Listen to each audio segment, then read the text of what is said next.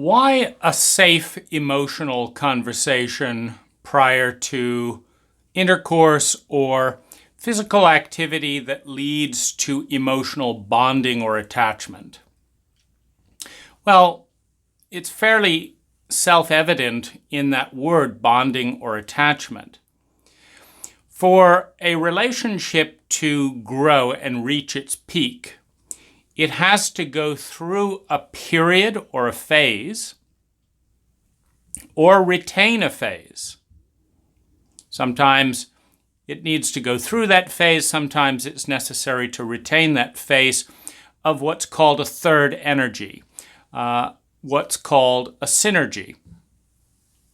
This is a probability field that is bigger than one's personal probability field. It's bigger than one's partner's probability field. It is a third energy, a third probability field that in many cases is exponentially bigger, meaning it's a matter of multiples, not just 1 plus 1. Now, synergies and probability fields are neutral, meaning with the possibility of doing great good is inherent the possibility of doing great evil. And in order to get a sense of that in a relativistic world,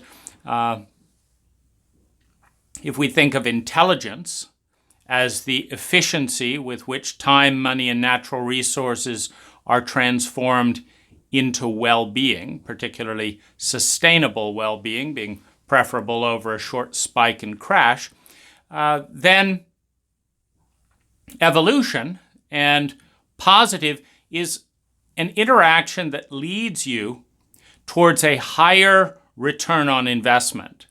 So that rather than spending 3 hours at home moping around binge watching and feeling a bit sluggish at the end and maybe a little fatter with potato chips, etc., that you go on an enervating hike in conversation with someone that challenges you and invites you to be at your best, someone that awakens curiosity, that leaves you on the other side with significant higher amounts of well-being, a healthier body, a more curious mind, a direction to move in, that this on the gradient of intelligent is more intelligent. And so one can measure the intelligence of a culture, of an individual, by the efficiency with which it transforms energy, time, money, and natural resources into human well-being. So a safe emotional conversation has the possibility of doing that in significant ways, particularly if you spend any time with leading hedge fund investors, mutual fund investors, passionate investors of any kind, be it Buffett or Ray Dalio, etc. The number one rule is protect the downside. Why? Well, imagine you've been building a house, not just any house, a spectacular mansion. You've been building and designing and crafting, and this is going to be a masterpiece. In fact, you've been building away at this for 20 years. The library, this, that, the other. Well, when you're going to work that day, you have, at the best case scenario, the chance of getting a day's work done. And that's wonderful. On the worst case scenario, you have the ability in a single day to set in motion a chain of events that will destroy the whole house. Perhaps you can throw a careless match near the lumber pile, which blows and lights and the house is burnt down. Perhaps you can put in a sloppy water line at a key area that creates erosion and demolishes the foundation. You can drive a giant truck or a bulldozer into the building. So you have the ability, because violence is crude. Violence doesn't take a lot of skill. You have the ability with carelessness, with intentional hostility, to do significantly more damage in a day with a long-term project. Just try ruining a marriage in a day by sleeping with their best friend. You can do it. 10 years building a beautiful marriage, 5 years constructing and choosing a beautiful house, one day up in smoke. And so the same is true with financial investors who have turned 100,000 into 300,000, into 1 million, into 3 million, into 20 million, into 100 million. They can lose it all in a day. They can make a highly leveraged futures bet without a stop-loss order and lose it all in a day. And that's why the number one rule in investing is protect the downside. Now, you've been working with yourself, on yourself, developing yourself for presumably decades, if you're interested in a sexual relationship, at least over a decade. So that is, and there are fruits of that. You've learned English, obviously, since that's how we're communicating. Develop the ability to get to this point of being able to watch videos, discover, etc. And that can be damaged. A relationship can drive you crazy and take years to stumble back into some sense of normalcy. And some do take years to going insane, and some never come back. So the protecting the downside is a respect that carelessness in a highly leveraged environment, is capable of doing far more damage than the little sexual relief or psychological relief, etc., one has from a diverting one-night stand, as one example. Now, the other reason to, focus on a safe emotional conversation is that the psyche is vast.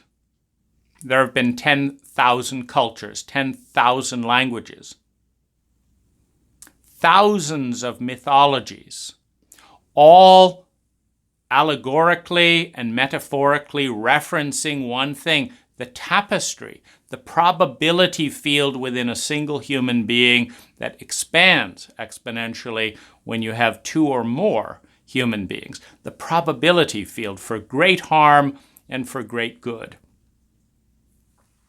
Now, you want to protect the downside, and presumably, if you're pursuing a path of intelligence, maximize the upside. Intelligence being the efficiency with which time, money, and energy are transformed into human well-being.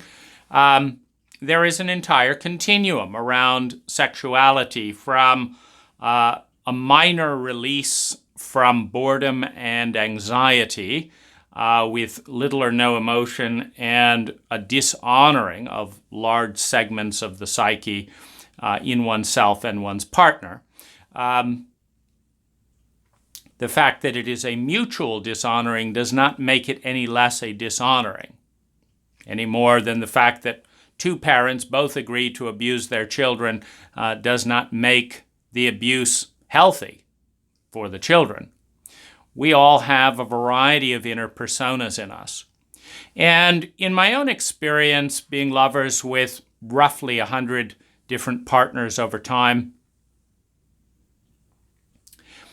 some women have told me, in the context of a short-term relationship, in the context of a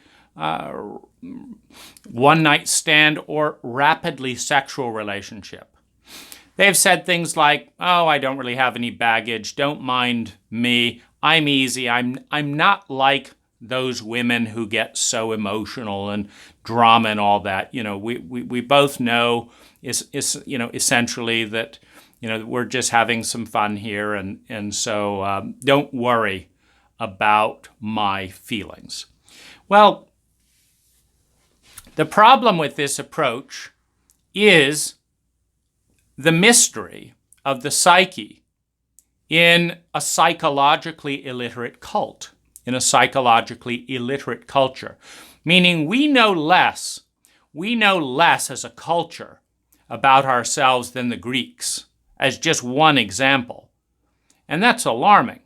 When the Greeks know more about trauma than we do, when the Greeks know more about the tapestry and archetypes within the human being than we do, it's alarming. Because with unconsciousness comes disrespect. You think of spect, to see, respect, to look, to see and see again, to continuously see.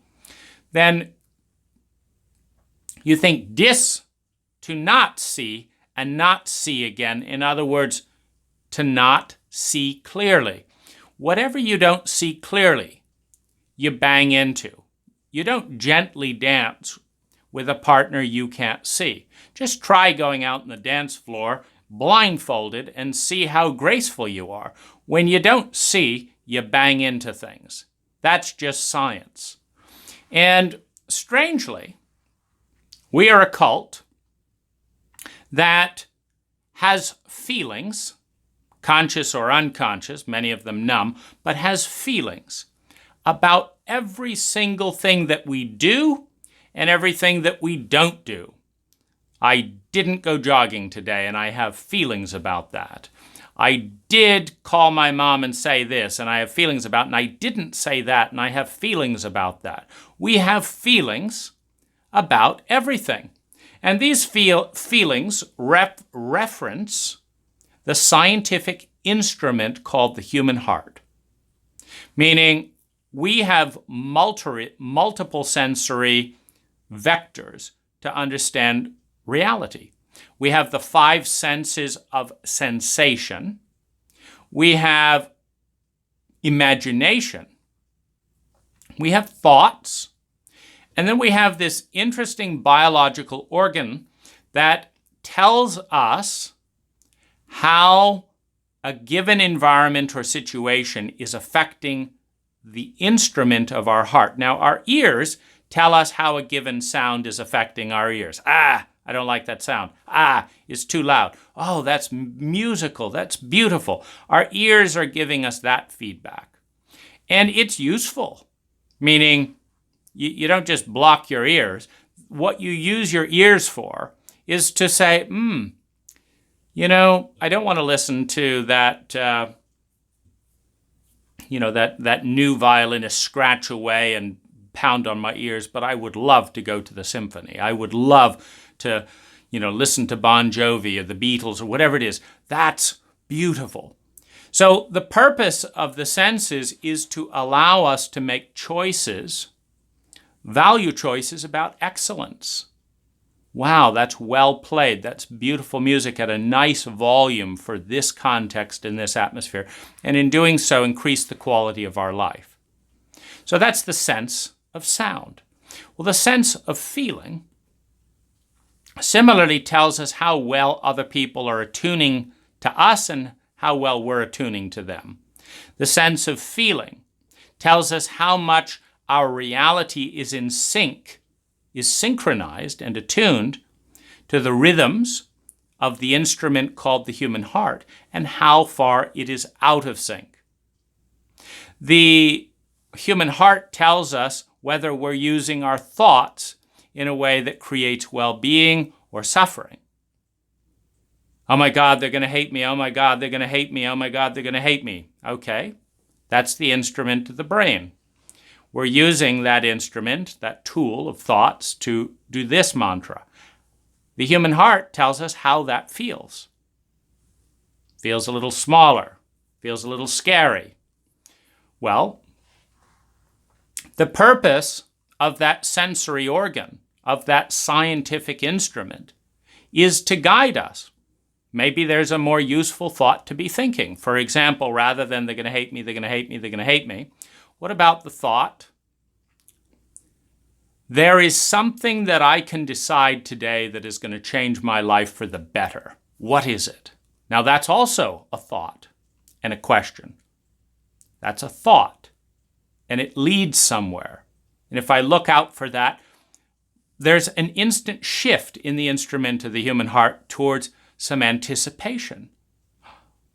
There's a slight chill in the air. It's like, oh my God, an aliveness, looking for something, scanning for something, knowing it's there. You can almost taste it. And that's the instrument of the human heart. Now, sex is an amplifier. It amplifies feelings, and it amplifies sensations, and it amplifies thoughts. It amplifies existing relationship templates. So a template, how do you get into a relationship? Well, I talk about the weather, then I do this, then I see if they do this. That's my relationship template. When I'm attracted to someone, I do this, then I do this. So sex amplifies those templates as one reenacts them. And it brings the five senses involved along with imagination, feeling, etc. And so sex is fabulous if you've got a good template that's ready to be amplified. In business, it would be called Nail It, Then Scale It, which is actually a pretty good Audible book if you run a small business. You want to refine the design, the template, before you open up and franchise 1,000 of those. You don't want to be losing money on the first McDonald's at the rate of $1,000 a month and then say, I know, let's lose $1 million a month by opening up 1,000 more McDonald's, and we'll lose $1,000 on each one. We'll use the exact same copy, and we'll be bankrupt in no time. No, you figure out how to make the one template, the template for your relationship, the template for your pattern of engaging good, and then you repeat that. And in the 7 Habits of Highly Effective People, this would be the domain, the 7th habit, sharpening the saw. You go out and you work your ass off, etc., but the saw gets dull, and so you want to refine your template. And so this is a sharpening the saw type activity, a safe emotional conversation. First of all, the idea that one could have a safe emotional conversation is a sharpening the saw idea.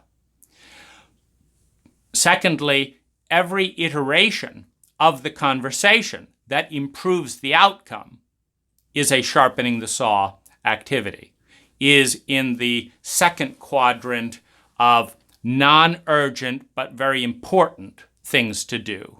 If you use the 4-quadrant time management, again by Stephen Covey, let's pay tribute where tribute is due. And so what a safe emotional conversation can do is it can protect the downside emotionally, mentally, physically, financially, etc. Can protect the downside because they're interconnected. If you don't understand, for example, I've met one woman who she had one sexual encounter that wasn't really a good idea, with a lot of, dissonant energy. And she lost all her energy and lost all her hair for 6 months. Sound like a downside to you? Does to me. Or someone who got confused and bound up all of their energy for 2 years because it wasn't a good relationship, but there was something positive, and they didn't have the skill to disentangle this new birth. Some part of them was born unexpectedly. It wasn't born in this relationship. It wasn't born in this relationship. And going back to the women who say, oh, Dane, don't worry about me. I'm not one of those women. There are none of those women. What there is a presenting persona. And so if you have a masculine presenting persona, it's very butch, professional, interested in the physicality of it all, okay, that's your presenting persona. But if you don't think that lurking beneath that presenting persona is a dragon of lust and avarice and rage and stuff, you just don't know yourself. Because that's part of the probability field as well. And if you don't think that there's a murderer, someone that would like to see you dead or your partner dead or something that is triggerable, that is accessible within your psyche, you don't know yourself and you don't know your mythologies. I mean, just read the Greek myths and stuff and all the family dynamics. Because the Greek myths are not about the gods. The Greek myths are metaphors of the internal family dynamics within a Greek family. The incestuous nature, the murderous nature, the conquering nature, the heroic nature, the divine nature, the lustful nature, the deceptive nature. These are all parts of the human psyche. So one of the things that has happened for some of these butch women connecting is I'm interested in their feelings. And they weren't expecting that. And so the butch and the physical persona recedes, and an emotional persona comes forth that has been waiting for someone to be interested in their feelings. Having come forth, that persona is very interested in hanging on to someone who's interested in them. An anomalous experience in an emotionally deprived lifestyle and culture. An anomalous experience with attachment. Well, see, now we've got a little bit of a challenge because I don't know how to take care of that part because neither does my partner because she wasn't expecting it. She wasn't expecting it. She thought she'd be engaging with this persona and this persona, but this persona showed up. And within every human being, there are desperately needy personas. There are inner children that are scared and vulnerable. There are rebellious adolescents that may or may not want to hurt people, etc., or want this, that. There's curious and sociopathic adolescents. What happens when I press this button? And all of these things are within us. And if we're looking for intelligence, one of the things that we're trying to give our partner is a map that will help them walk around the bit that wants to chop their head off with a machete because of that helps them walk around the stereotype of all men are and all women are. Please don't lead with that line. You're going to be dealing with my vengeful adolescent all night long. That guides our partner towards success, towards intelligence, towards a graceful path in which we are both winning, in which we are both creating high levels of well-being per unit of time, money, and energy invested. So this is also possible, and it's highly intelligent. And I can say that, absolutely, there have been a number of occasions where 1 night, 3 night, 5 night connections of a deeply emotional, mental, spiritual, physical nature, with candor, with respect, with honoring, have generated some of the biggest highs in both me and my partner's life. And so, once you respect the downside, don't discount the upside, because you're dealing with the unknown. Have humility to the vastness of what you don't know is inside you, that your partner may evoke and bring out. And what they don't know is inside them that you might bring out.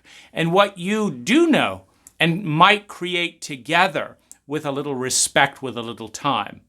In other words, not steering towards alcohol, sleepiness, and lies, but actually inviting in something more conscious, something more vulnerable, something more beautiful, to welcome the feminine into the exchange.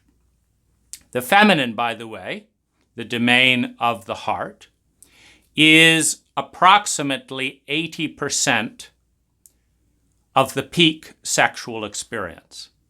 One cannot have a peak sexual experience without engaging feelings.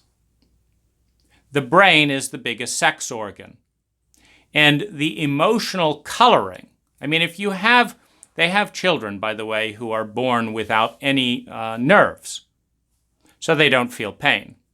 So they're not afraid of running into a table and dying. They'll run into a glass table, cut themselves, watch the blood with great curiosity until they lose consciousness, and they're dead. And this, of course, creates the panic of their parents because they don't feel pain physically, emotionally. They don't feel pain. It's no big deal. And so it's not a terrifying experience to be cut, but it's also not that the same nerves don't give them a sense of pleasure, like, oh, I really want to cuddle or something like that. So there's the peak in any human interaction, and sex is simply an amplifier, is in the emotional, in the feminine terrain. And so the dance that we're trying to learn is that the masculine self within choreographs itself to induce, to seduce, to invite that which is beautiful, exquisite, true, good, high value, intelligent, high levels of well-being in the feminine. And so it's a dance. Touch me like this, not like this. Speak to me like this, not like this. It's a choreograph. It's a dance where the structure, the form, the thought, the words, the language, the environment is all choreographed to invite the feminine in the man and in the woman, in the man and the man. It doesn't matter, what gender we are. Every man has a feminine side. Every woman has a feminine side. And the dance of sex is the exquisite level of respect between the masculine and the feminine. Remember, you cannot deal with respect without seeing. And you cannot see, despite all the wish of psychic powers, you cannot see in our cult without language. Language. Now, we may observe things and turn it into language that the other people does not say. We may observe that they look away every time we ask this type of question, and they light up and smile when we ask the other, but the observation happens through language. We say to ourselves, she doesn't want to talk about that. She opens up in this domain. Now, in the language of intelligence and well-being, this can go a couple of different ways. If she's avoiding being visible, in an area necessary to respect, for example, there's a part of her feminine side that feels very wounded and unloved because no one's married her, for example. And this is not an encounter of marriage, and so that part is ashamed, going down, looking away, not wanting to acknowledge her pain. Well, she is part of the dance between two whole human beings. And so one can choreograph and turn away, or one can turn the event into an honoring and a healing of that wound in a different way. I want to know all about that. I want to know what marriage looks like. I want to know what that part of you wants and how it hears it. And I want to share in some of that pain that you don't have that longing, that passion that wants that, and what it means to that part, what it would mean and why it wants that part. To be held in a certain way, to be safe. And I want to practice that together. Let's practice. Is this what it feels like? And let's live together, if it's a short-term relationship, in the pain of losing that, of having it for a moment and longing for it, and then losing it and letting it go. Because we're talking about spirituality now, the dance of attachment and letting go, the in-breath and the out-breath.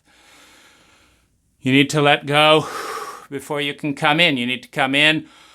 You need to be filled before you can let go. If someone keeps taking something and you haven't had a chance to breathe the breath in, let's work on that together rather than shame that persona. Let's bring her in as an honored guest. Of course you want that, and it's healthy. Anyone in their right mind would want that. And it does suck that it's not here. And it sucks that this won't last forever. Let's cry together about that. Let's honor those tears. You see, the exchange, the sexuality on the other side of that grief, on the other side of those tears, is pure water, is pure light, is free of repression. So there's energy freed up for presence. And remember, sex is all in the brain.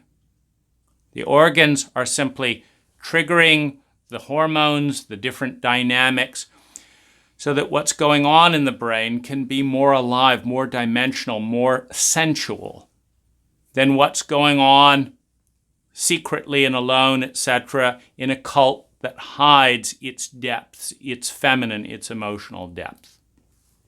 Okay, so what does a safe emotional conversation cover, and what might it look like? Well, one of the more important things to cover is attachment dynamics. I remember a woman in the Philippines who I spent a night with, and she'd invited me to have a sexual experience. And I noticed that as we got into bed, she shut down her feelings. I didn't, but she did. And we spent an hour or so in bed and talking. And I said, you keep blocking your feelings. I'm not interested in just fucking this body. I'm interested in you. I want to know how and what you feel. And she said, that's not what I'm interested in, that's what I'm doing. And I said, okay, well, that's what it's all about for me. And so when she drew the line there, that we could basically interact in any way whatsoever as long as she did not have feelings and didn't communicate them, which, by the way, is suggestive. It's suggestive of emotional abuse. Because if she anticipated pleasurable feelings that would be respected and honored, who does not want to open up? Everyone wants to open up into their feminine domain, into their emotional side, without shame, without violence, without humiliation, and without minimization and the dishonor of insignificance. Everyone wants that. So when people do not go into their emotional side, First of all, if you understand the engineering behind psychology, you understand that they have erected a barrier, a partition, that is incredibly unnatural and that takes a lot of energy. Every partition that numbs feelings is unnatural, meaning you weren't born completely numb, like, I have no idea anything. No, babies are incredibly in touch with what things feel like, and they shout it and scream it and all of that. So there's an incredible training process, usually a traumatic one, that goes into numbing those feelings. Secondly, the wall wants to fall down. People are getting biological symbols or signals through their body every minute that says, oh, I feel this about this. And then the wall is saying, but we don't talk about feelings. But I feel for this and this thing. When we don't talk about that either. And we feel this and this. We don't. There is a constant expression. It's like grass trying to grow up through concrete. If you've got a 6-inch concrete slab, it's like, 4,000 psi, pounds per square inch. It's holding together, right? But over time, you come back in a jungle, etc., and nature has pierced through it. Because without the continual weed killer and stomping down of nature, nature wants to grow. And our feminine side wants to be seen in men and women. It just doesn't want to be shamed. And when it is absolutely clear that it is entering a toxic cult of shame, where the more feminine and emotional it is, the more it's going to be abused, of course, there is a double conversation going on. I want to be seen, I want to be loved, I don't want to be shamed, I don't want to be criticized as being immature because I'm feminine in a chauvinistic culture that shames and devalues the feminine in men even more than in women. Meaning emotional men are devalued even more than emotional women. Because they really should know better, right, in a chauvinistic cult. And so in this dynamic, we've now got an artificial structure created by a cult. This is not natural. If you do not shame, punish, and choreograph the feminine, but simply let it develop in symmetry with the body and with the mind, you will have a very sensitive, balanced culture that is easy to love and be loved by. We are not that cult. We are not that culture. So, if you understand that architecture, then something has happened to shame and cause pain to this woman, to such an extent that A, she erected the barrier, B, she maintains it like a solid rock, spending lots of energy to do so. 3, she does not want to take the risk of letting go of some of that energy and trying being loved in the feminine self as opposed to being shamed, hated, used, etc., etc., etc., the kind of thing that happens in a chauvinistic cult. Now, that's sad, of course. But it simply means, that's not going to be an easy thing to resolve in a one-night stand. Because that could be the very dynamic that hurts so much. In other words, in a very likely scenario, an incest survivor used for sex but who is not invited to tell the truth. She tells her aunt, Dad did this to me. Her aunt says, don't tell anyone. And her aunt doesn't confront the father because the father has a bigger body or is paying the bills or something. So she understands as a 6-year-old girl, etc., that she's used for sex, but her truth is not welcome, and that she can get some value in a cult as chauvinistic as this by allowing her body to be used. But it's too painful, those memories and stuff, so the wall gets created. Well, then, as that is repeated, as men specifically seek her out because she's inviting physical sex. And as many of them don't really care, them being blockaded from their own feminine self, why would they care about hers? That there is that partition, that it's just a hormonal release. It's a coping mechanism, a survival for an abusive and sociopathic and chauvinistic cult that seems to work. And you can't undo a decade or so of that pattern in the context of a short relationship. And in some ways, it reflects my own immaturity, that I would be interested in a relationship because a woman invited me to have sex and because my anxiety, my desire to feel good enough and lovable and stuff, etc. at that moment, said that I'll feel valuable, etc. after this experience, more than if I'm just alone in my hotel room. And so there's the dynamic, but it's a lonely dynamic on both sides.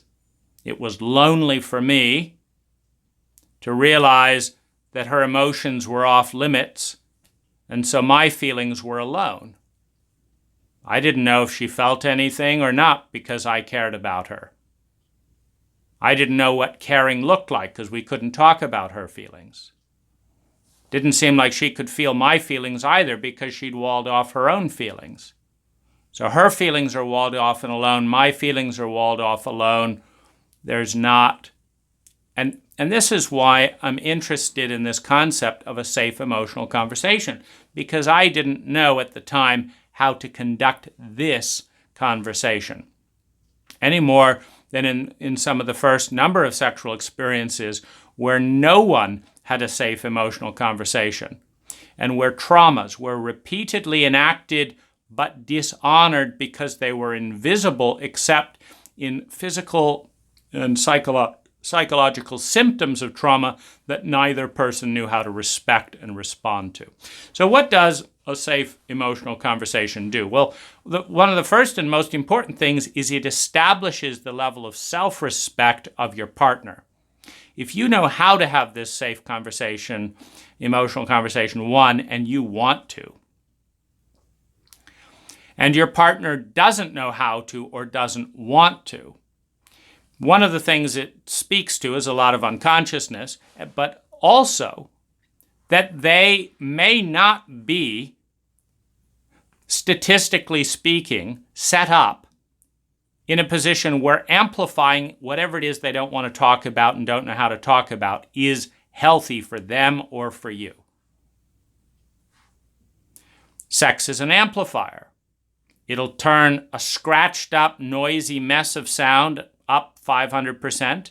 It'll turn the most exquisite music from a low hum up to a nice listening level, to a peak listening level. It's an amplifier of whatever is there. And so that's what a safe sex conversation is designed to establish. What is there? So one thing to explore is attachment patterns.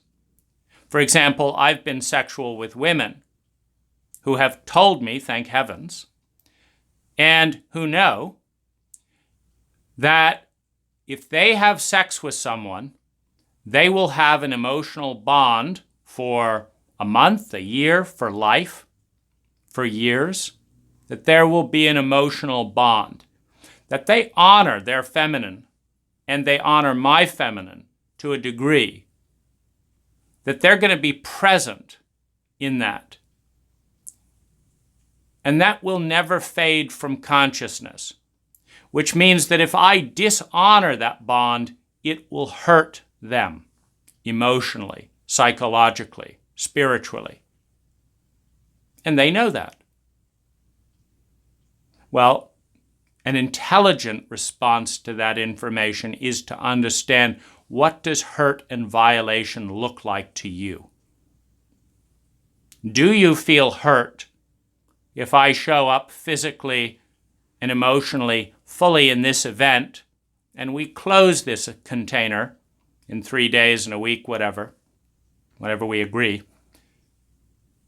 And there's a resting time, and then you see me with somebody else. Do you feel violated in that container? Does that violate who you are and what you're looking for? Or is this an honor, a step in the right direction? So, attachment pattern. The other thing that's good to look at is what's called the attachment curve. Now, some people have lukewarm. They start kind of lukewarm. They get a little warmer, a little warmer, a little warmer, and maybe about 3 months or something, a week, 3 months, whatever. They get quite warm and hot, and and this is the point where they're interested in being sexual or something like that. And then when they want to, a relationship ends, they kind of a gradual tapering off. And we're not really feeling that close. We could open the relationship. We don't have to be that monogamous right now. We can stay friends, and it's a slow tapering off and a slow warming up. Well, there's two things in this. One is the shape of the bell curve of attachment and dissociation. That's the first thing. Is it an even curve? The second is the speed, and the third is the volatility. Do you get shocked from full attachment into complete dissociation? You said this thing, I can't talk to you, I can't. A moment ago we were having sex and I was the love of your life. Now you can't talk to me because I said, are you volatile? How volatile are you, and do you know the landscape of your volatility? What's the trigger? 1. 2, is it all or nothing? Yeah, I'm not really interested in you. Okay, fuck me. But don't leave me afterwards. Is it a sharp, nothing or everything dynamic, or is there a curve? Or is it, yeah, I'm not really interested, I'm not really interested, I'm not really interested, now I need you. Is that like it gets slowly warmer, and then there's a cliff, and in 1 hour, it climbs up 1,000%, and then won't come down. And it's reactive or instinctive that has not anything to do with your partner. It's just has nothing. They're still climbing at a gradual pace. You weren't that into them. They weren't that into you. It was a nice exchange. Now suddenly you need them 1,000% more. They don't need you 1,000% more. They're continuing the claim. This attachment pattern dynamic, which is ruptured and shaped by trauma, by abandonment, by the template of both parents. Did you have a safe and secure relationship emotionally, not mentally and physically, emotionally, with your father? Did you have a safe and secure and stable relationship emotionally with your mother? For example, neither of my mother or my father had permission in their family system to feel. So physically, lots of safety in terms of things, the house is still there, the car drives, Emotionally, no safety. Emotionally, there's a lot of void. There's a lot of emptiness, a lot of loneliness, and the terror of being left alone in the presence of two people unable to feel, unable to bond emotionally, creates dissociation, creates overwhelm, creates a sharp curve where it's either not relating at all or I really need to hold on because I don't have my bearings in this terrain emotionally. So a child in that type of family is going to be more volatile in emotional attachment.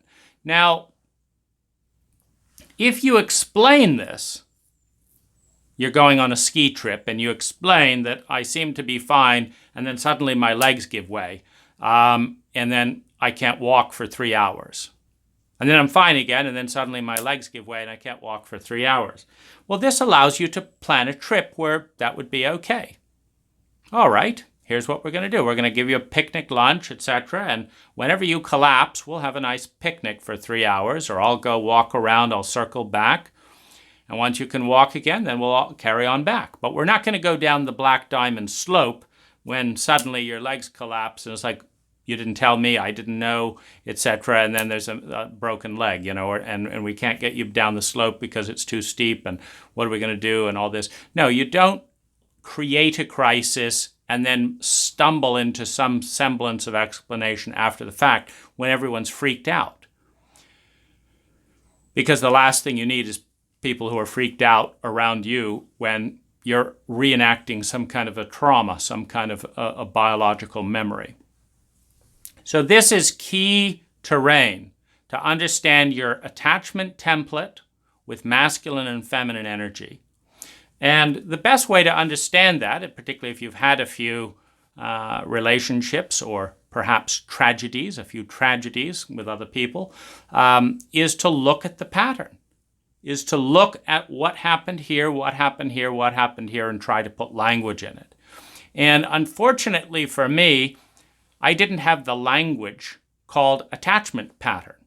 Now, I knew that I had to bond closely with someone within the first number of hours, or I wasn't going to bond at all. I knew that. And I also knew that that was odd, meaning most people preferred a more gradual approach. This wasn't a preference. I could bond or not bond ever, but that would happen in a few hours, and it would tend to be extreme. Extreme, goodbye, nothing to do with you, or extreme, let's really invest in this relationship, it's really important. This is tough, of course, on someone who has that sharp attachment pattern. It's also tough on everyone else. Everyone else in a psychologically and relationally illiterate culture that doesn't ask. No one in 100 women that I've slept with, not a single woman asked me what my attachment pattern was like. That's insane. It's normal, but it is insane. Because you cannot respect a pattern that you don't see, and you can't see it without talking about it. Now, the same thing is true, I would say, that 90% of the women didn't volunteer their attachment pattern.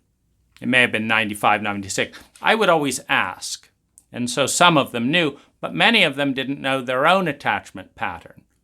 Well, this is one of the single biggest variables in chemistry. If you have one person getting attached at 2 units of attachment per hour, and you have another person getting attached at 1 unit of attachment per hour, by the end of 10 hours, they are in 50%, they're getting farther and farther apart the more they spend time with one another. By the time one is in a place of need, the other person will be considering need, which will create more insecurity and more need for the one who needs because they're not being met, which creates a scarcity dynamic, which escalates the need. Then they get further apart. The relationship falls apart. Now, if this is discussed up front, then you can say, well, it looks like we would typically, be about 50% or 30% or 300% apart. I can slow down or speed up to this amount without it being painful. The point where, the point where we need to get to is where we're both comfortable. We're both comfortable in a highly attached relationship. But you're comfortable getting there in 3 days. I'm comfortable getting there in 3 months. Pretty big gap. Can we logically work within that to extend it a little bit and speed it up significantly? Well, typically it takes me 3 months to understand, meet the parents, blah, blah, blah, blah, blah, blah, blah. Okay, let's meet the parents in the first few days. Let me tell you this, this, this, this, and this. We'll turn it into more of a workshop to tailor the relationship to the attachment template, but make it appropriate. It's not appropriate to be desperately in need while knowing nothing about your partner. So if you know nothing about your partner in 3 days, but find yourself needing to decide between complete disengagement or deep attachment, you cannot make an intelligent decision. Now, the attachment template is pre-verbal, so you don't get to mess with it too much. You can stretch it with a price, you can compress it with a price, but you don't just get to say, that's a bad idea. I want my feelings to feel this way when they don't, because that seems like a good thing for them to feel, even though they don't feel that way. You can't work with the feminine and the inner personas in that way. So what you can do is pack those 3 days with information. That was an approach that I used and found very helpful. Let's flood the first hours of our conversation with highly relevant heuristic data that is suggestive of success. Let's create a microculture consciously that is 5 to 10 times better than anything we're going to do unconsciously and by default, so that we've created a framework in which it is intelligent to prioritize the relationship intensely, within a matter of days. Because within a matter of days, we've covered terrain that most people take years to cover and never cover in a single marriage. I mean, I'll cover dynamics in a day that married couples have never covered in 20 years. For example, the list of 30 things that make you feel totally loved, and a 1 to 10 how much love they are, and scripting those so that a partner knows how to love you and also how to hurt you and how not to hurt you within a matter of hours, and has a script. Well, this works incredibly well, particularly if you're dealing with someone who is experienced and intelligent, to have that rapid flow. So attachment pattern needs to be covered. Traumatic sexual and relationship experiences need to be covered, and how to steer between the trigger points. Now, keep in mind, if you have unresolved trauma and or sexual trauma, you do not get to choose what your triggers are, one, and you don't get to choose how triggered you are when you are triggered. But you do get to choose whether to tell the people around you, and you do get to choose whether to pick sensitive and empathic people that honor the feminine, or whether to pick people that have learned to shame their own feminine and will shame you. And so, to some extent, you can find that in the response to a safe emotional conversation. A chauvinistic woman is going to panic and run from a safe emotional conversation. A chauvinistic man is going to panic, run, be derisive, etc., around the idea of a safe emotional conversation. Why? Because it's vulnerable in the feminine domain, in the domain of feelings. It is suggesting that the relationship is beginning with the intention of honoring not just the masculine, but the feminine as an equal partner within the psyche. And that is met with scorn, derision, patronizing humor, chauvinism at many levels within the cult, within the culture. And so someone who needs cultural validation deeply for insecurity, etc., is not going to break that taboo and honor their own feminine side. Men, if you talk about your feelings, there's a whole plethora of chauvinistic women who will kick you hard in the emotional balls and will withhold sex to the degree that you are vulnerable and emotional. They hate their own feminine side, so they hate yours. And they learn to hate their feminine side when every time they led with their femininity, they were devalued as a matter of course by men and women in this cult. So they expressed their feminine side and experienced the humiliation and shame of becoming low-ranking in the cult every time they expressed femininity. That's a form of hatred and hostility towards the feminine. They internalized the hatred and hostility to suppress their own feminine side so that other people wouldn't do it, and so that they could be high-ranking in a chauvinistic cult. This worked, but some part of them, of course, resents, and also, if they're attacking and shaming their own feminine side, why the hell should you get to have a feminine side that gets honored?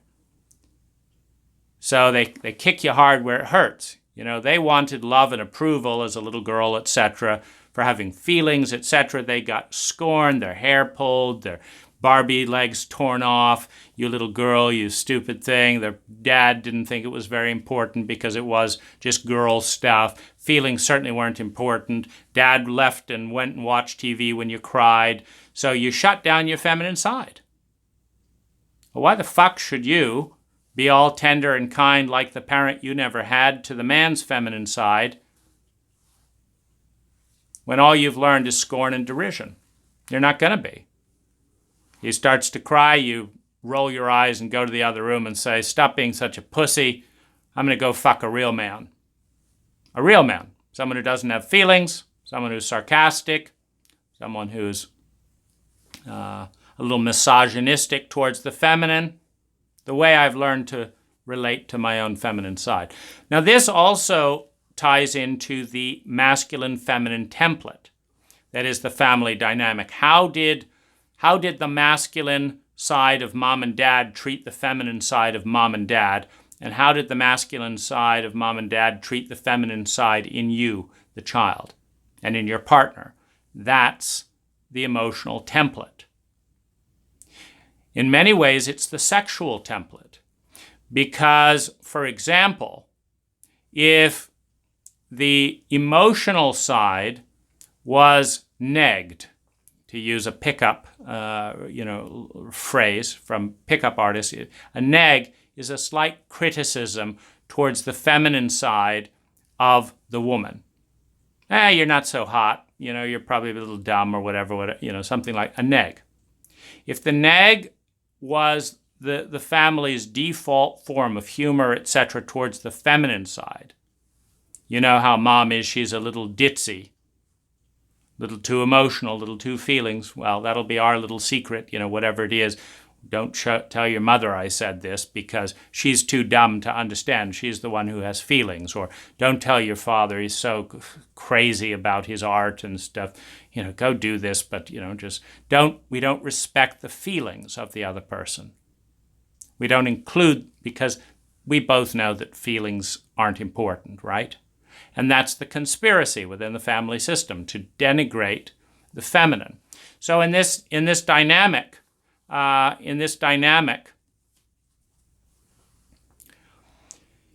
you will not feel aroused unless the feminine is engaged consistently with your family template of negging the feminine, a put down to the feminine. I had a woman who would not laugh, would not smile, would not compliment and praise me, and wouldn't have sex with me unless I put her down.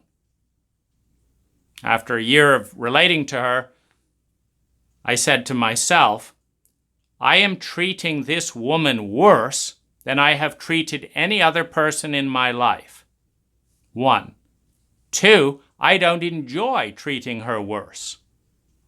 3, something about her is different that makes me more sarcastic, more derogatory, more condescending, more superior with her than anyone else. So I tried switching to a discipline of treating her well, just as a conscious choice. And I noticed the collapse of smile, sex, time, praise, and attention. Okay, I want smiles, sex, praise, time. So she's training me to treat her like shit because it's comfortable. Because she has a masculine voice in her that's telling her that she's a piece of shit, and she's got a feminine part that says, yes, I am a piece of shit, please fuck me. And she's looking on the outside for a man who's going to say you're a piece of shit so that she can enter her feminine persona and says, yes, I am a piece of shit, please fuck me. And since I want to fuck her, I'm saying you're a piece of shit because that's what opens her up. The only trouble is that's not the kind of guy I want to be, and so I confront her on it. And it's a very interesting thing because she never fought me. She agreed with me that she was a piece of shit. But when I said, no, I love you and you're not a piece of shit, and I don't like being trained this and da-da-da, boy, was she mad. She was furious at the idea that I wanted to value and honor her feminine as a goddess as opposed to a worthless piece of shit. It violated the unconscious template. She didn't want to get conscious. She was mad about that. She didn't want to see the pattern. She was mad about that. And she didn't want to do the work to change the pattern. She was mad about that. And she said, Dane, I don't care. I don't mind. I enjoy it when you say those things. I'm not going to call it a put down. When you make jokes and stuff. Those are all jokes at your expense. Why doesn't it bother you? I don't like being put down. Well, of course, you're superior. You're the man. I'm not going to put you down. I'm the piece of shit. And I'm comfortable. Not fighting the template of the internalized abuse in a chauvinistic cult in childhood. So this is part of the safe, it's part of the sexual template. It's part of the psychological template. Now, you can do damage to another human being. And one of the odd things with sex, because you're dealing with physical stimulation that feels good, and you're dealing with flooding of intensity, which creates endorphins, which feels good, and then you're dealing with an anesthetic, a distraction from the pain in your life, which feels good. So you've got 3 pleasure points that you're going to feel, whether you're hurting someone, whether you're building a life together, whether you're evolving spiritually, you're going to get these 3 pleasures. And the damage, in terms of protect the downside, the damage comes if you become addicted to the endorphin-based pleasure of psychological abuse that is mutually agreed to as the externalization of the internal abuse. And that rather than learning through a partner that there's another way to love than being hit, being slapped, being treated as a piece of shit, that rather than learning that that's actually not love, and that the reason you're not looking at how that 6-year-old, how that 10-year-old, how that 15-year-old felt is because you're protecting the abuser in the family system in exchange for belonging to the family system as a child that has needs of survival, security, love, and belonging in a sick system where what belongs is what conforms, and what conforms is the abuse that's being passed down intergenerationally. So you can have great sex if you're thinking on an endorphin level, reenacting all of the childhood abuse. But there's a cost. There is a cost, whether it is a rape. You see, in a rape, I want to abuse you and you don't have permission to abuse me. But the abuse occurs. In an invited rape, I want to abuse you, I want to be abused, and I give you my consent. So jump on me, rape me, etc. That will generate more endorphins. I will have a higher adrenaline rush. If I know you're going to rape me in public or whatever sometime in the next 3 days. And that immediately distracts me from my pain. What's it going to feel like? What's going to happen? Who will know? What if it gets in the newspaper? All this. So it's instantly providing an anesthetic. It's instantly providing a distraction from worry, from stress. It's giving you an adrenaline boost, etc., etc., etc. And it feels familiar. And there's a high arousal template because your arousal template is formed by the masculine, feminine template, childhood. So you've got lots of nerve endings to match your parents in their feminine, masculine dynamic that's now available. So you don't have to work to feel aroused around being raped because your emotions and the feminine has been raped in your family for generations. It's built in before language. But you have to really feel something to feel like a goddess. There's no one in your family system who's ever looked at deep feelings as sacred. They were always less than men and less than the less than the masculine. So it takes a cultivated effort. The same is true with the land. If you take toxic land that's been treated with Roundup and synthetic fertilizer, and it's basically dead soil. Now, you can apply a higher dose of dead soil, more Roundup and more fertilizer, and get a decent crop out of it next year.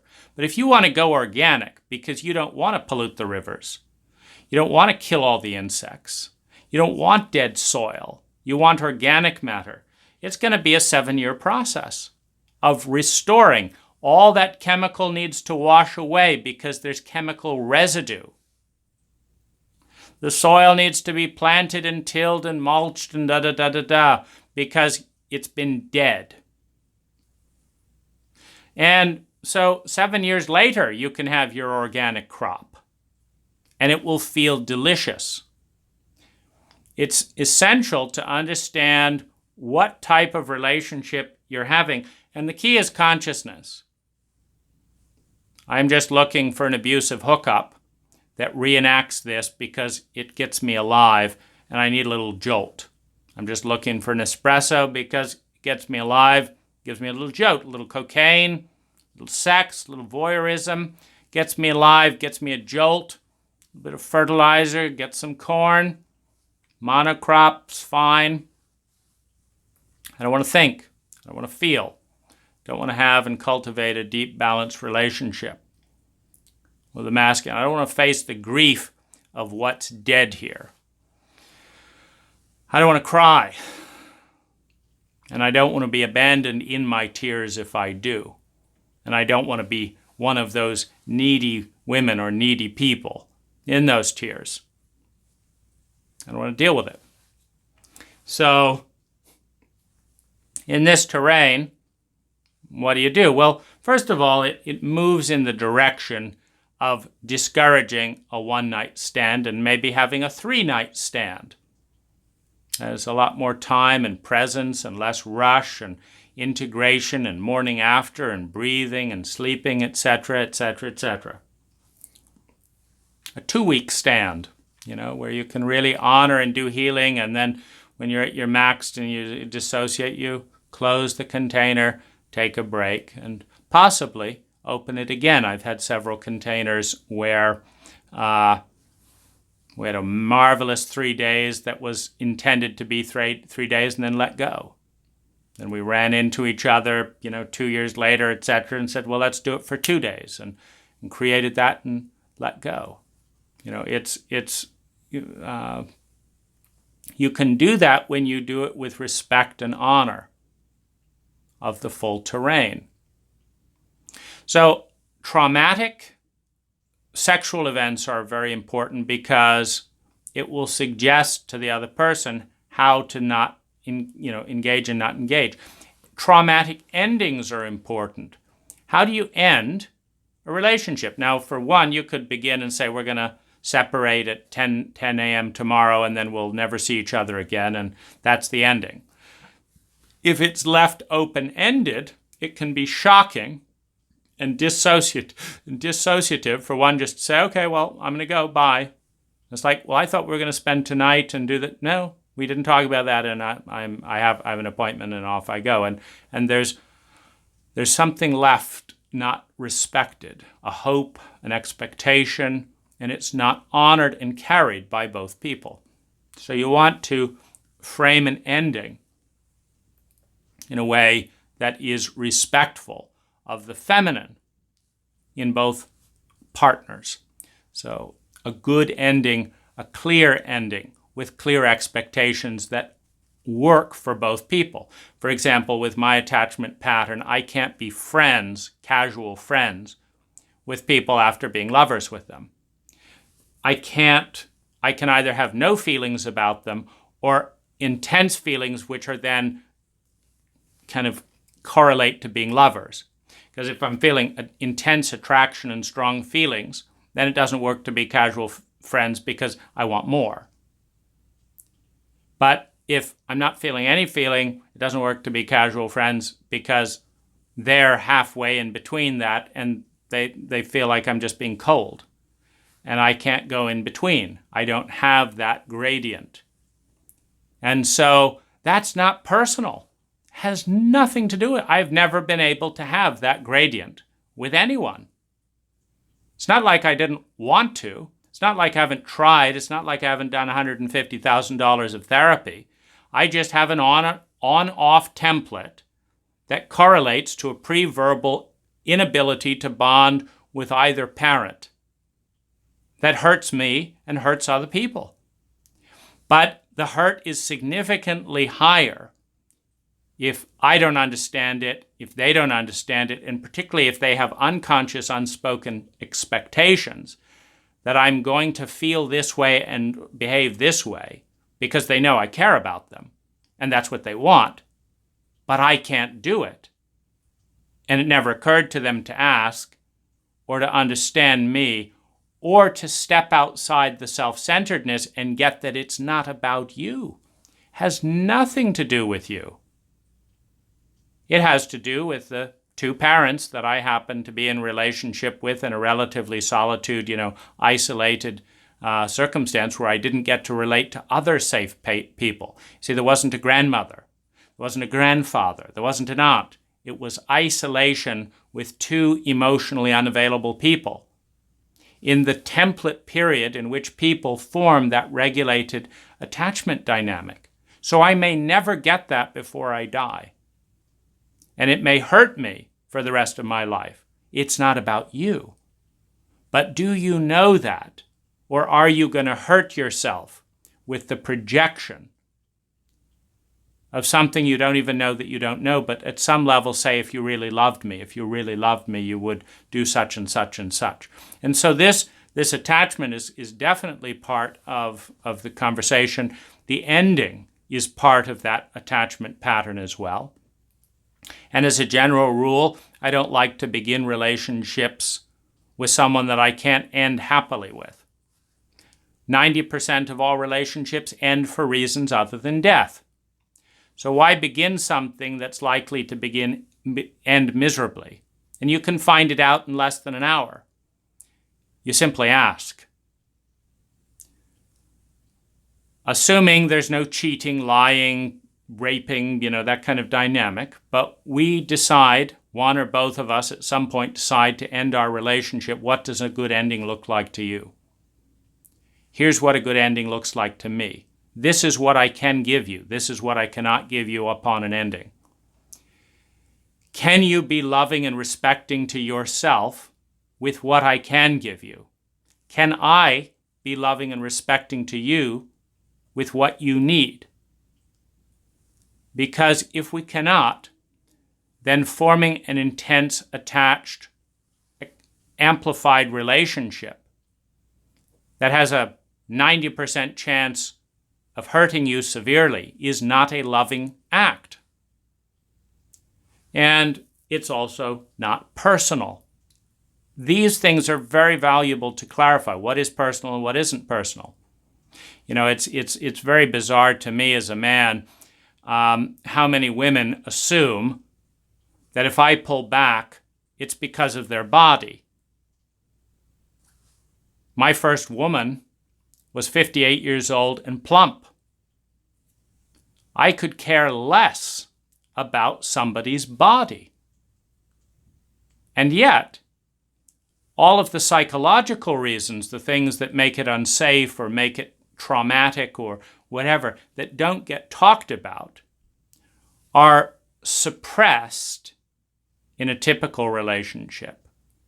And they are replaced with erroneous assumptions that have nothing to do with the situation, such as, I knew you wouldn't like me, my breasts aren't big enough. That thought had not crossed my mind. But the fact that every time I try and feel close to you, you push me away and make a sarcastic joke, and I realize that that part of me is getting dinged up, and that's not going to change, that's a good basis to pull back, because that's a fragile part in an unattached, with a lot of emotional trauma. I've got to protect that part, and you don't know how, and you show sarcasm when I try and teach you. So you don't know how to respect that part. You don't know how to ask how you need to respect that part or what parts need respecting. You don't know that. And when I try and teach you anyway, you brush it off as if it's unimportant, because it's not important to you because you're self-absorbed, even though it's very important to me, but you haven't bothered to check that. That's a reason to withdraw, not your breast size. But sometimes the self-absorption is so thick, so dense, that I can't convince a woman that it's not about her breasts. In other words, I go away clearly understanding that they didn't do this, or this, which I asked for that's very important to me. And that's why we need to separate. And they go away, for sure, saying he just didn't want to hurt my feelings, my breasts aren't big. And I can tell them 10 times, and they don't believe me. Which, they're, again, a safe emotional conversation. How much do you lie? I've never lied to a partner, not once. I've never lied to a friend, not once. I say what I'm thinking and feeling. It's just that sometimes what I'm thinking and feeling is different than other people. So how much do you lie?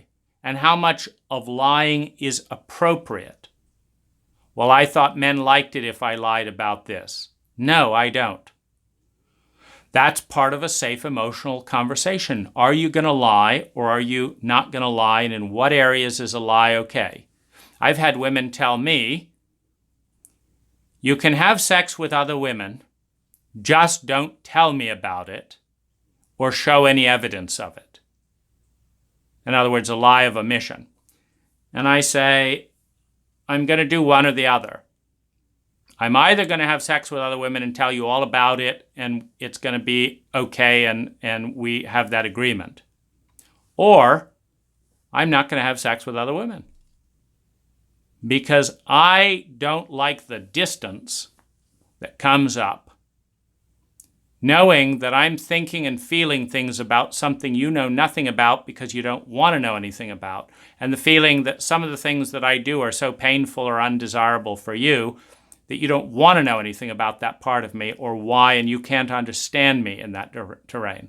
So I'm either going to tell you all about it and we're going to have that agreement and we'll have that ritual, or we're not going to have an open relationship. And so I have to then decide, okay, you don't want to hear about it, so can I be in a monogamous relationship the way I need and that brings out the best in me. Now that brings up the next part of the safe emotional conversation. What is the way to bring out the best in you? Now, what is the best in you? You can use the definition of intelligence, the efficiency of transforming energy into sustainable human well-being. That's certainly a good part of you. You can also define it. Like the part I love about myself is my art. So I want to be an artist. That's what I want. I want to be an artist. And that's the part that I love about myself. And I want to cultivate the artist. Okay? So painting together, talking about scenery, doing photography, yeah, that brings out the best in me. I like that. Okay. Well, okay, now I know a sense of, is that me? Can I do that? Can I bring out the best in you? Can I support you to take art classes and do that? And how would you like me to engage with your art? Do you want me to find good things to say about it? Do you want me to hang it up? How can I support the best part of you in coming out? That's part of a safe emotional conversation. Because one of the worst things that can happen in a relationship is that your partner unconsciously kills off what you value most in yourself because they don't value it and you didn't pick someone who valued what you most want to develop. When I most want to develop my communication skills and my emotionality, and I pick a woman who negs me and makes sarcastic comments every time I'm vulnerable, she's killing off the most fragile part in me that I'm trying to grow. It's not a good relationship. So a safe communication or a safe emotional conversation prior to sex is about those things. Understanding, this is who I want to become, and it's fragile. I want to become that, but it's scary. I haven't been that much before. People knock me down when I'm this, but I want to become this way. Are you the kind of person who honors that? Not just because you want to get in my pants or something, but because you respect that. Because there's two levels. It's like, oh, I want to fuck this woman or something, so I'm going to say I like yoga and all that, but we all know that's a bit dumb, So there's oh, but sure, I love yoga, There's that dynamic, and then there's someone that really respects and says, wow, you picked that over a corporate life. I love it. That's something I've aspired to as well. In fact, I'm going to really enjoy watching you grow. You can be a teacher and an inspiration to me in that category because I like that choice. I like that choice, and I'll be a champion. I'll be a champion for you. Wow. Well, that's better than sex right there. That's sex of the psyche. That's when a new persona gets born and gets cultivated through the healing love of a teacher, of a friend, of a champion, where the healthy masculine evokes and protects that which is being born, that which is giving birth in the psyche. And both people grow in that dance. We're in a mystical terrain here. And a safe emotional conversation includes understanding the level of humility in your partner. Can you understand what's possible here? And honor it with the respect, with the truth, with the kindness, with the love, with the giving of oneself to bring out that which is more than me, more than you, to bring out that which is more in us, to give birth to something bigger than either of us, to which we bow our individual ego, our individual, that's how I've always done that way because that's what I do, and if you don't like who I am, go fuck yourself. To bow that part. Because together we become something more. And that something more is more important than you and me. in our little ego, little definitions. I always do this on a Saturday morning. We can't give birth to a whole new personality, to a whole new way of looking at things. In fact, that seems very odd. I want to be me, and I want you to be you, and I don't want these things to connect. I don't want a sexual, spiritual relationship. I want to be very clear about that.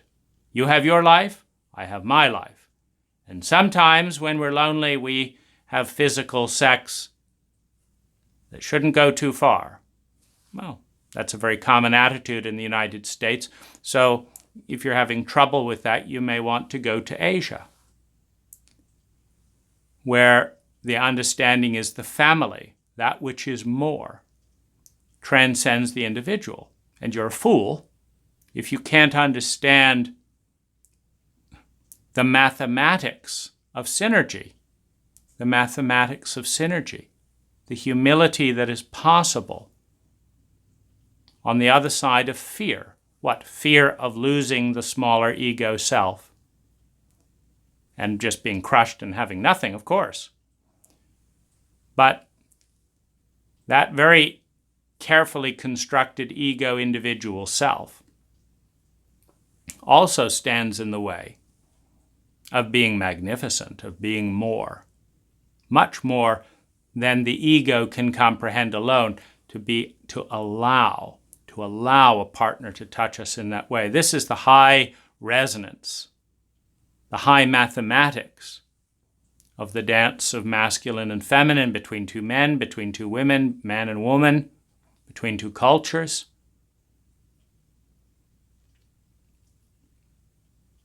And just the time that it takes, a couple of hours. In a couple of hours, you can talk and explore these 1, 2, 3 languorous hours to now see the pain points, the joy points, the dreams, the breakdown points. You get so close to your goal and then you break it down here. Well, I want to be someone that gives you a boost at that break point. Right when you start to go to drink because you don't believe in yourself, we're going to have a family of abstinence. And right when you go into self-criticism, we're going to have a family of abstinence. And I'm not going to be part of the pattern. Another part of the safe emotional conversation is to look at the patterns of abuse that you want to avoid.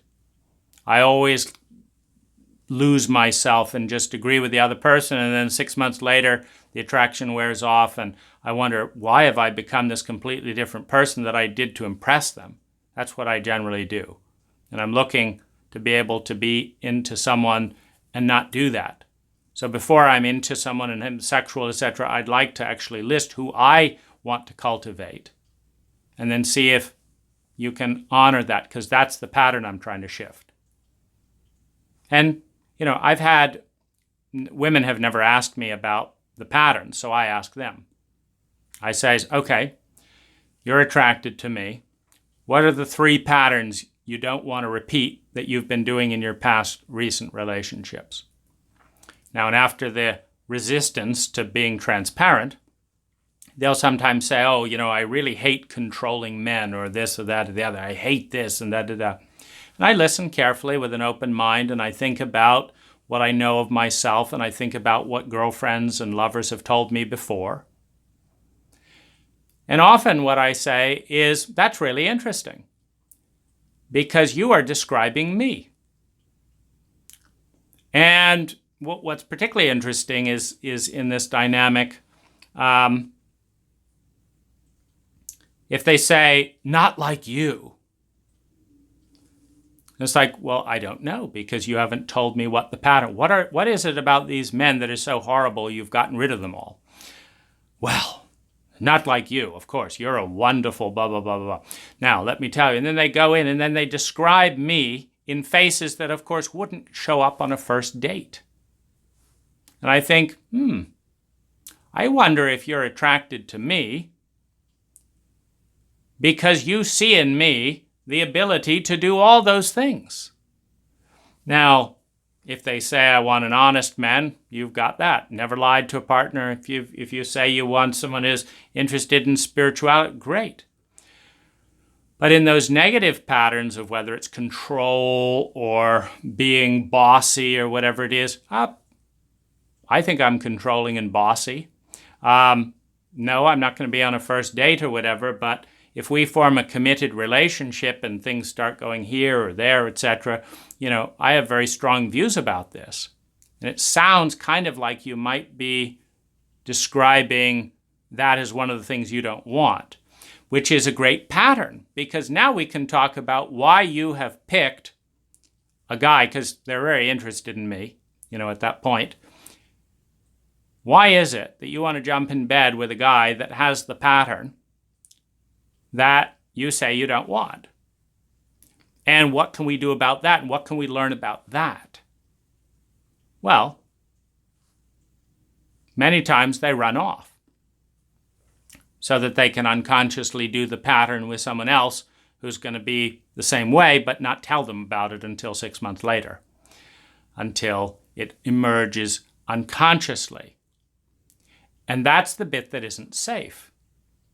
There are so many unconscious patterns that are abuse patterns in our culture that to enter them unconsciously is not safe. To enter them consciously, like I had a long conversation with my wife very early in the relationship, even before we decided to be sexual. I said, first of all, here's the risks if we become sexual. That's one whole thing. And then when we decided to become sexual, I said, here's the risk if we continue the relationship. And here's the risk if we get married.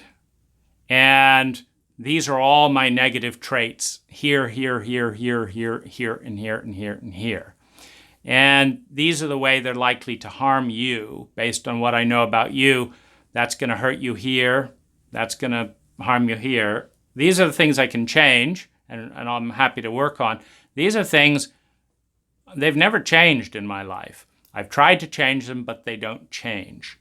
There's a compulsive, addictive element, and it seems to be, it's not a substance addiction, it's a behavior addiction. It's like, that's something I don't know how to deal with. So that's what you're getting for the rest of your life unless I somehow figure out how to deal with that.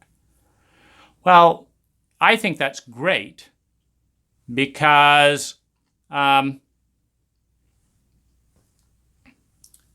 you can prepare. That's the benefit of knowing these things up front. I knew all kinds. I asked my wife to make a list of everything horrific and important that happened in her whole life until we met and write it all down. And talk about different challenges, etc., etc. And she did. And so I knew how to see her. And I knew what traumas to avoid. And I also knew that knowing all that, I could make her life a lot better. And I have made her life a lot better. And she has made my life a lot better. Not perfect. Not free of abuse. Not free of imbalances. But 500% better. Growing better all the time. In a framework where we can talk about all of it. And in a framework of freedom. We are each 100% free to leave the marriage in a few days, at any point, at any time, for any reason either one of us feels is important. We can leave at any time, and we are going to leave stronger than we came in, significantly stronger. And it's 500% better than it was before, alone or with other people. It's not bad. And it's not perfect.